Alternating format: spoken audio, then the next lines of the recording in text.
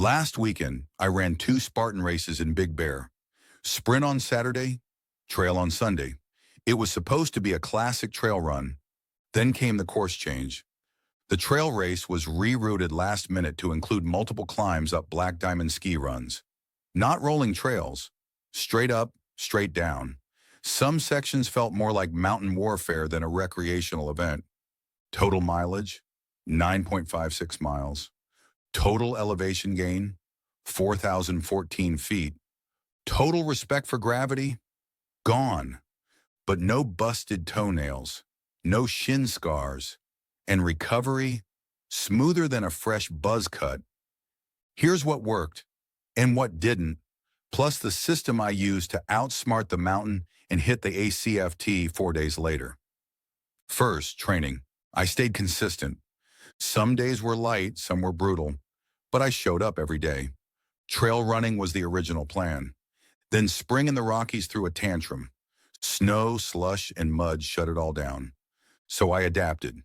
Pavement runs, not ideal, but they got done. No gym bro nonsense, no ego-driven destruction, just solid work. My biggest win? I didn't try to be perfect. I trained smart. The gym was my launch pad, not the finish line. Here's the framework I used, the 4 coactive model. Physical, strength, conditioning, mobility for real-world grit. Technical, obstacle work, medical skills, weapons handling. Tactical, planning, gear selection, pacing. Psychological, staying cool when the plan changes or disappears.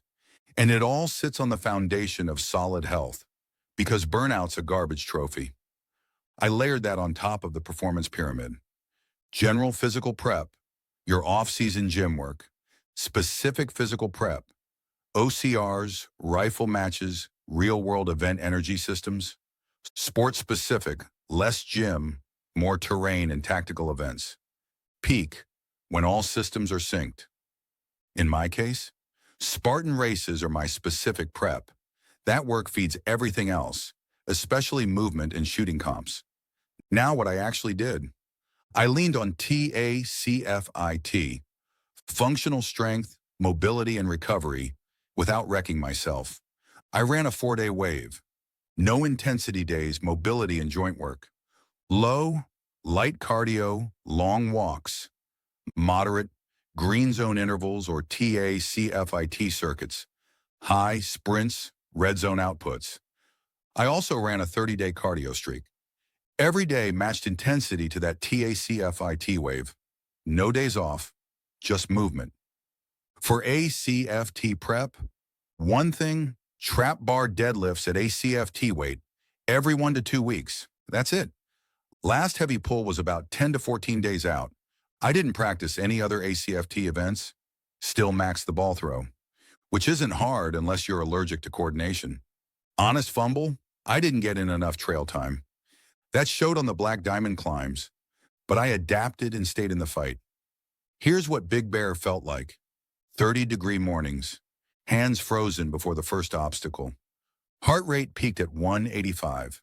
Legs, not thrilled. My race plan, walk into obstacles, recover.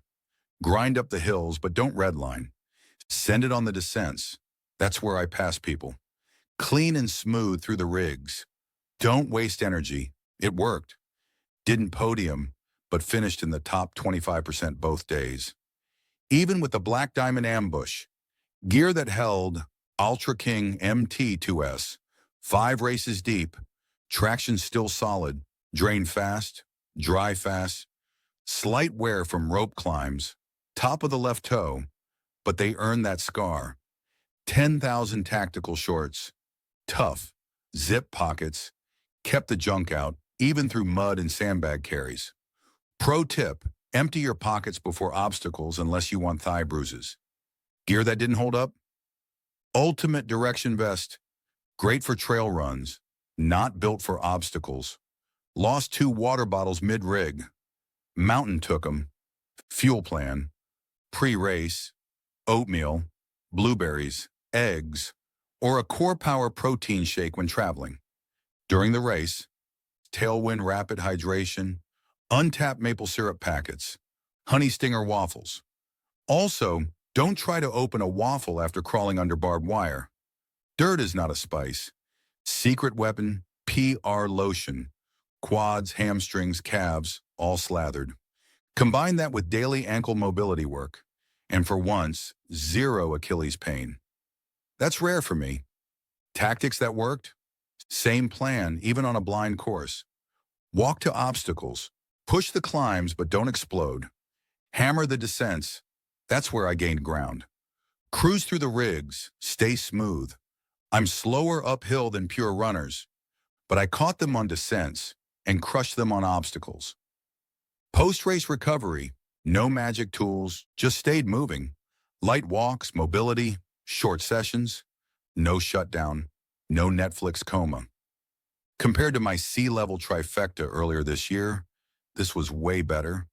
Probably because I was mid-conditioning, not in a bulking phase. Now for the ACFT recap. 4 days post-race. Ball throw, maxed first try, sprint drag carry, felt great.